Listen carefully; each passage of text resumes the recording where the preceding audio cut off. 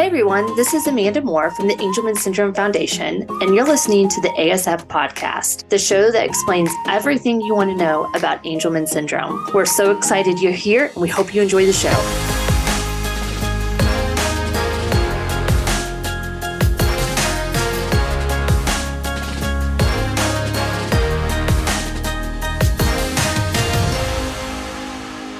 I'm incredibly excited for our guest today and a little bit nervous because I feel like I'm talking to someone who has created such an impact for not only our community, but so many others who have been really anxious to have a show or a movie that can really explain our journey.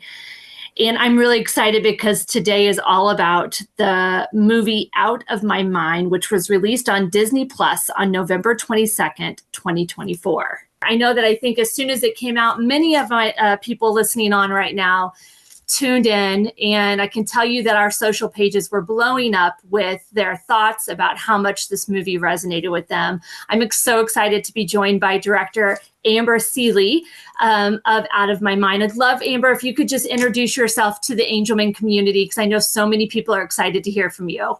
Oh, thanks so much. I'm really happy to be here, and it's an honor to get to speak with you and talk about Out of My Mind. And it's one of my favorite films I've ever made and one of my favorite things to talk about. So, yeah. So tell us a little bit about you and yourself. Oh, about me. Let's see. Gosh, that's so hard. I am a filmmaker and I am a mom, and I used to be an actor. And I kind of organically moved into writing and directing. And so that's what I do now is I write and direct and make films about things that I care about and am interested in, and was lucky enough to get this job on Out of My Mind.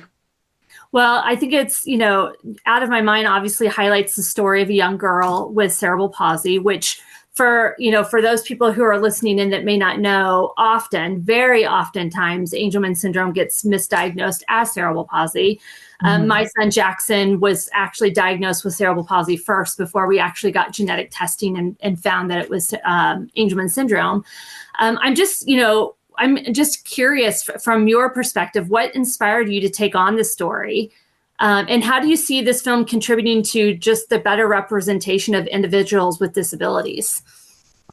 Those are great questions. So, when the script first came to me, I'll be honest, I thought, oh, well, I don't have personal lived experience with cerebral palsy, so I don't know that I should be the person to direct this film. But what I did have was an immediate connection to the parents, the struggle that the parents have gone through. So my kids are neurodiverse, and my daughter has dyslexia, and I had to go through a years-long legal battle with the school for her to get just what she legally is entitled to get in order to learn how to read and write. And it was very painful. And, and so I realized that I only knew the tip of the iceberg of what some families have to go through, to continually fight and advocate for their kids. But I certainly recognized that journey that the parents were on of, just fighting for what their kids should be getting, either legally or just morally. Right. And so that was my kind of way in. And then the more I started learning and reading and researching, I always talk about this book that Emily Ladau wrote called Demystifying Disability. It's such a game-changing book for me. But the more I got interested in reading about disability and ableism and diversity, equity, and inclusion that should include disability, but doesn't often include disability, the more I was educated, the more I felt like, my God, this story has to be told, and because I am such a passionate person, and I've never minded being the person to continually push a boulder up the hill, even though it seems like it's going to fall down on you. I felt like this was a fight that I wanted to take on, the making of this film. So, I cared so much about it, and it just felt like something that was worthy of my time and attention. And I knew I could do a good job at it, Yeah. So I took it on, rightly or wrongly, I did. Well, I mean, I think you hit on so many important themes there that, it has been really interesting you don't really understand the lens of disability until you actually see through it because you have, an actual lived experience, right? And I think that, I was pretty shocked when my son was diagnosed to understand that disability doesn't sometimes fall under that, that equity umbrella in some ways. And so I think it's now becoming a lot more apparent. And the fact that, your first statement about how you had to fight tooth and nail for your daughter to get access to things that she deserved and needed, resonates with our community in so many ways. And I think that when we all started talking about this movie coming out, because we had heard about it, right? And so we all were really anxiously waiting for it to come out. I really felt like I was going to be watching a story about a young girl with cerebral palsy. And we definitely saw that. But what I really appreciated about the film is you made the experience of a caregiver very raw and very true, because I think that there are so many shameful moments that we have as caregivers that we don't give ourselves enough grace on because something has happened. I mean, like the scene where, she accidentally knocks the fish over and the dad gets upset because he wasn't there. He didn't see it. And she couldn't verbally tell him like, hey, it wasn't my fault. There are so many times where us as caregivers, because our children can't tell us that what happened or tell us their tummy hurts or tell us why they're pulling our hair, it becomes a real big struggle as parents, and the amount of shame and guilt we carry as caregivers every second of the day because of that. You displayed that beautifully. And, sometimes we shy away from that. We don't want to show the ugly parts and the hard parts of caregiving and the parts that we do wrong that we don't know, we don't mean to. But I thought that was really important part of the story to be told. I think that's something that every parent goes through, and it's even more amplified when your child is nonverbal, because verbal communication is something that we just take for granted, Mm-hmm. And what was so interesting to me in making this film was how much I learned about how many different ways people can communicate, that we, I mean, when I was a new parent and my kids were infants, we used to take this course, which is called RIE parenting, which really taught us about looking at the way that your infant is communicating with you. They are communicating with you, even though they can't speak yet. And I sort of took that into this, similarly, like I think people communicate visually, verbally, with devices, with noises, with movements, body language. There are endless ways almost to communicate. And I think that the onus is on us who are listening to stop and actually listen and take the time to notice, and it was so instrumental to me, like I said, when my kids were infants, to learn, oh, okay, I don't know what that grunt or that movement means, but if I stop and pay attention, and actually that was really helpful for me. I'm getting off track here, I know. You're fine. You can get off track as much as you want. It was really helpful for me to, learning when my kids needed to go to the restroom was I would start to see, they would communicate with me. And again, before they were verbal, they would communicate with me, telling me that they had to go to the bathroom. Yeah. So my kids were potty trained much earlier because I was stopping to listen and pay attention to the signs. Yeah. And so it's that I sort of learned early on as a parent that I kind of brought into this production. But I think it was so important to me in making the film that we weren't trying to speak for all people with a disability or even all people with cerebral palsy. We were speaking for this one particular character. And we had so many consultants, people with CP, parents of kids with CP, organizations. We had so many consultants weighing in. But once we filtered all of that, information, we got to distill it down into just specifically who is Melody, what are her wants, needs, fears, desires, all of that. And I think in making it so specifically about this one person, it ended up being more universal because it was so specific. But it's we talk about the parent journey thing. It was really important to all of us as filmmakers, the writers, the producers, myself as the director, that everybody be like full whole characters. So the parents we're not saints, they made mistakes. They love their children, they love their daughter Melody, they want to fight for her, they want her to get everything that she needs, and sometimes they mess up, Yeah. and that was really important. And I think having Chuck and Diane, that's the characters' names, having them be on slightly opposite sides of should she do this mainstreaming program going into Mr. Dimming's class, that was really important to me because both parents want the best for their daughter, but Mm-hmm. Diane wants her daughter to be safe, and Yep. Chuck wants his daughter to be challenged. Now, Yeah. both of those things are correct and good for a parent to want for their child. We all want our children to be both safe and challenged intellectually, Yeah.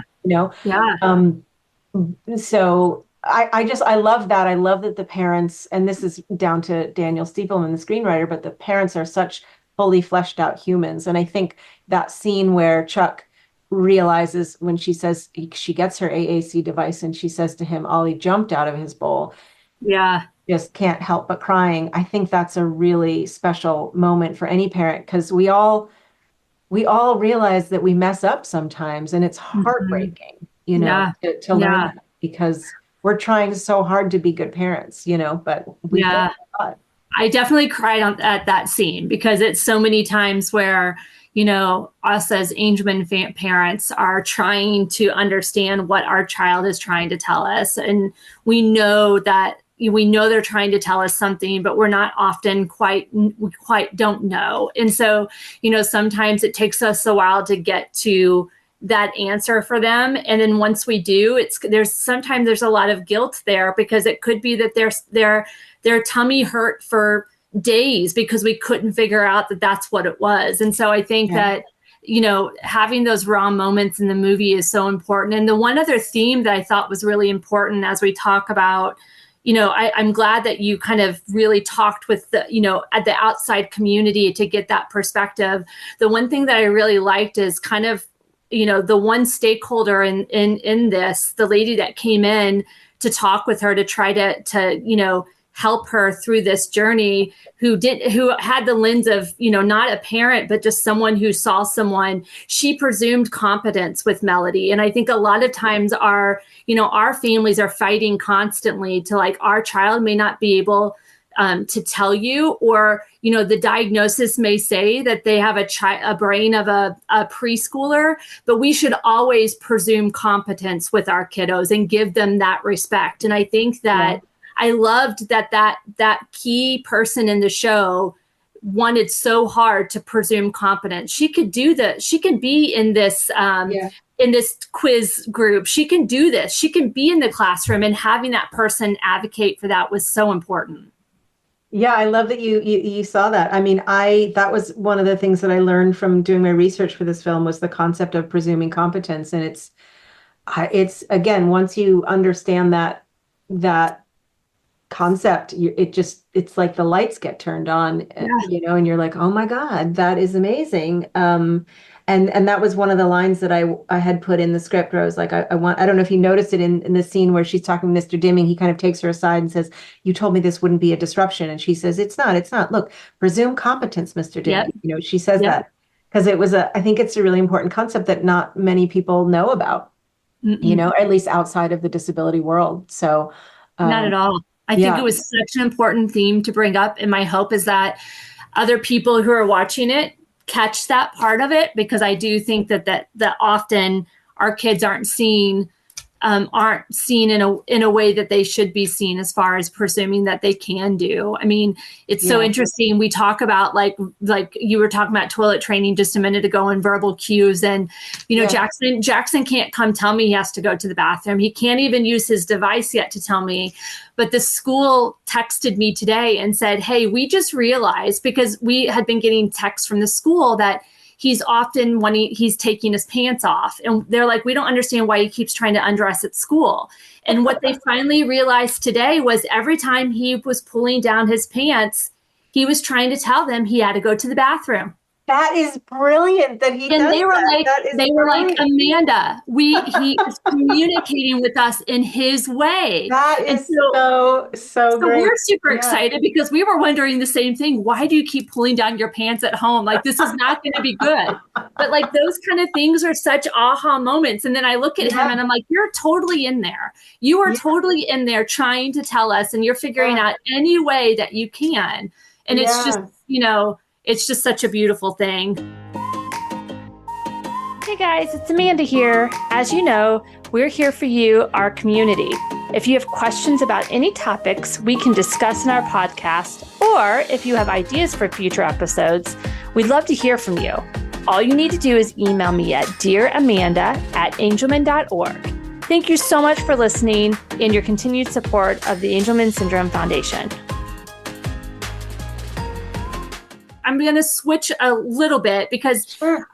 a lot of our families, like part of this whole excitement about this movie and the story is the awareness it brings out just for disabilities altogether. And a lot of our families and our advocates, not just with Angelman syndrome, but there's 7,000 rare diseases in the world. There are advocates and parents out there that are just desperate to share their story and to to amplify that voice in some way. So you were given this beautiful platform to do it, and I think you did a fantastic job in doing that. I'm just curious, what advice would you give to other advocates, caregivers, that they want to share their story through film or through a creative platform? What would you tell them how they would amplify their voice in that way? Oh, wow. That is a hard question. And I Yeah. have to say, like, I'm not a person that is like, I'm not very good at marketing. I'm not very good at social media. And, I think I was just lucky enough, or the filmmakers and I like to say filmmakers because it's not just me, but also the writer and the producers. And, but we were lucky enough to get to partner with Disney because they have such a broad reach. Everybody knows Disney as a brand and as a place to go for family content. And so we just kind of lucked out with that. If you don't, if you don't have that sort of connection, I don't know. I mean, it's a really tough question. I'm on social media, but I'm not very good at it. I don't, I know a lot of people are really good at social media and they get their word out that way. I think, well, maybe just let me flip the question a little bit. I would actually say that the onus is not on the people with disabilities to make themselves heard. The onus is on people who don't identify as having a disability to listen and to seek out different stories. I don't know if you know Jim Lebrecht. He directed that movie Crip Camp, Netflix a few years ago, and I think it won an Oscar or was nominated for an Oscar. But anyway, it's a wonderful film. And he and we were dealing with an organization where there was an invite to an event, and the email went out and it just said at the bottom, if you have accessibility questions, email this person or contact this person. And Jim and I were advocating for, why can't you just put on the email, there is an elevator that will get you up to this, these are the accessibility options in this venue. There is an ADA compliant bathroom. There is an elevator. Why is the onus always on the person who, say, for example, uses a wheelchair, for them to go the extra mile to reach out, call and ask? Because often there's a phone number, call this phone number, send an email, and it takes days and days to hear back from them and contact, all to find out, is there an elevator at the venue? Is there an ADA compliant bathroom in the venue? But it's very easy for the person sending out the invite to type at the bottom of the email, just give the information so that the people know, and so that somebody who uses a wheelchair doesn't have to always do extra work in order to get the information that they need.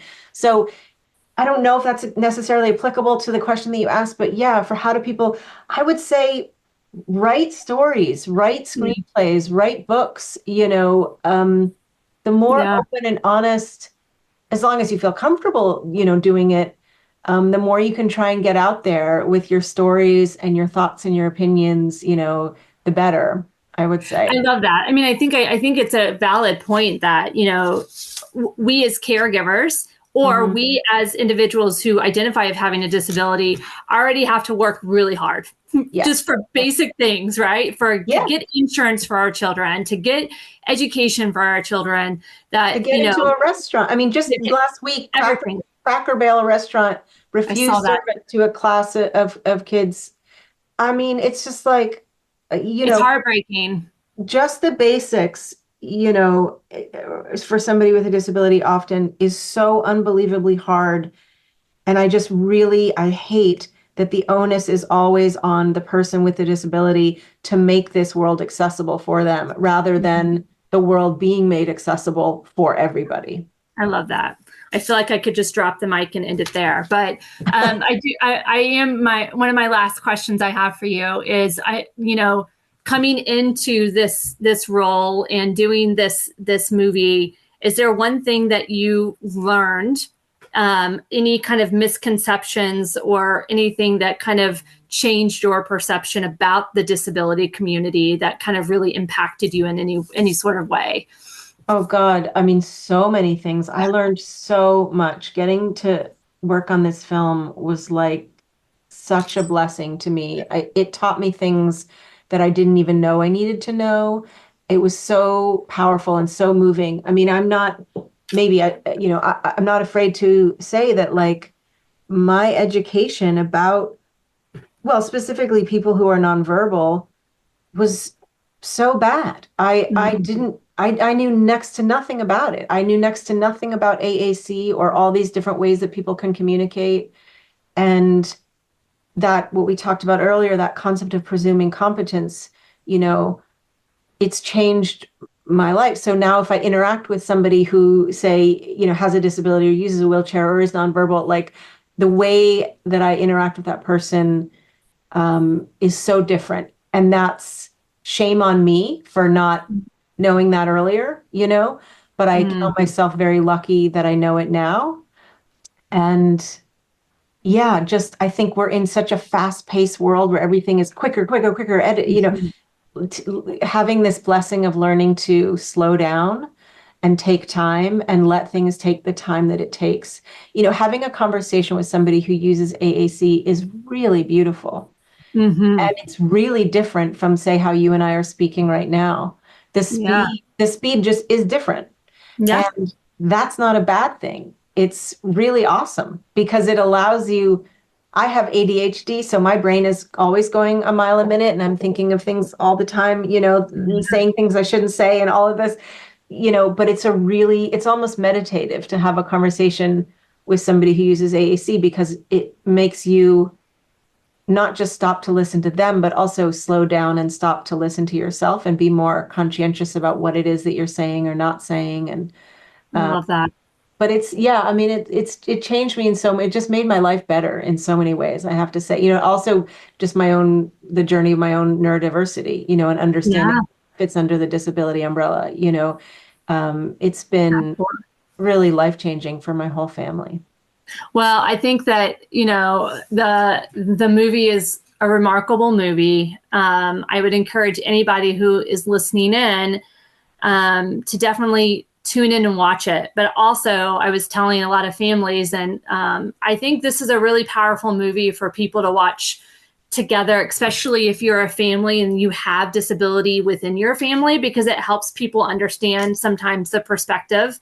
Oftentimes, I know that we are really challenged to help people see through the lens of what we are living with on a day-to-day basis and what Jackson struggles and deals with on a day-to-day basis. And like I said, you did such a beautiful job of showing the perspective across the good, bad, and ugly, across the spectrum of what this family is dealing with and the themes that resonate so much within anyone who has a disability and someone who's caring for them, I think is incredibly powerful. So my hope is that more and more people watch it together. My hope is that more and more people get kind of what you got out of it, the beauty of the beauty of the language and how that looks so different, but also the beauty of being able to hear your child's voice for the first time. And it may not be their actual voice. It could just be the device, but it's like I said, to have your child tell you something, the day that Jackson can tell me on his device that his tummy hurts will be a day that I will never forget, because I will finally be able to answer the need of my child without having to ask 9 million questions. He will be able to say, Mommy, my tummy hurts. And as a mom, I can say, honey, I'm going to take care of that. And so I think that it's such a beautiful story to show that also that it's never too late. Melody's a little older, right? And a lot of times AAC is starting younger. And I always try to encourage my families who have older individuals with Angelman syndrome, when AAC wasn't around, that it's never too late. You should try and presume the competence that it can possibly happen.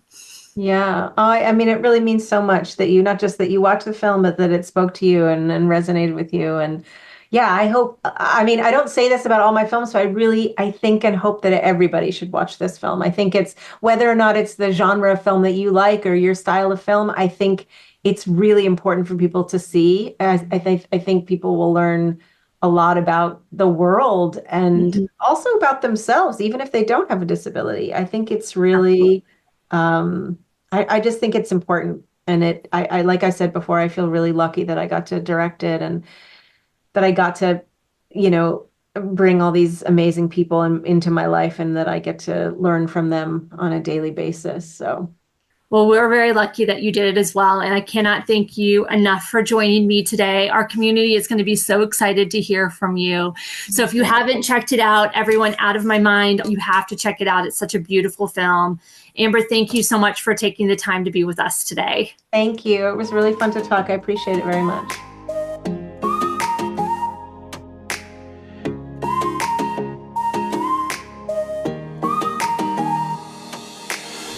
Thanks for listening to the ASF Podcast. If you enjoyed this episode and would like to support us, please share it with others, post about it on social media, or leave a rating or review. And please don't forget to subscribe.